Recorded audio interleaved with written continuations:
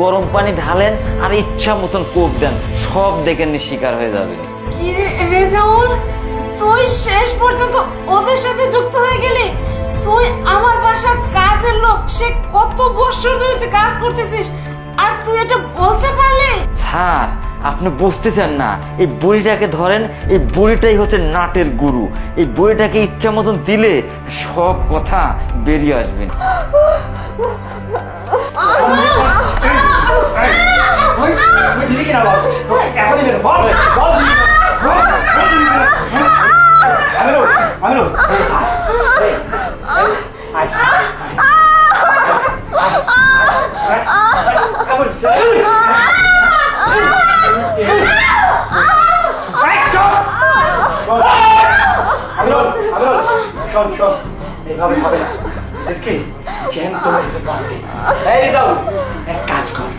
তুই যা গিয়ে দরজাটা লাগা, আমরা এদেরকে ব্যবস্থা করতে। আচ্ছা ঠিক আছে স্যার।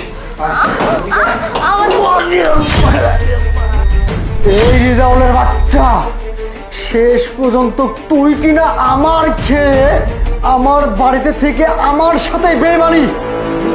বড় ভাই, তুমি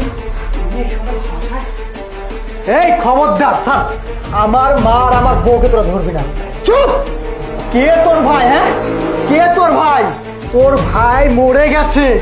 তোরা দুজন মিলে আমার বউ আর আমার মাকে যে অত্যাচার। এদিকে এদিকে, কোন মুখ নিয়ে আর কোন হাত নিয়ে আমার মায়ের স্পর্শ করছিস? হ্যাঁ, আরে তোরা যে এতটা খারাপ আমি ভাবতে পারছি না। চুপ! সামান্য কিছু জমির লোভে আমার এই বৃদ্ধ মাটাকে তোরা এত অত্যাচার করেছিস, যা পশুকে এত অত্যাচার করে না মানুষ। আমার বউ তোদের জন্য কি করেনি? তোরা যখন ছোট ছিলি তোদেরকে মানুষ করেছে, সেই দিনটার কথা ভুলে গেছিস? নো নো, তোর কেউ না ভাই।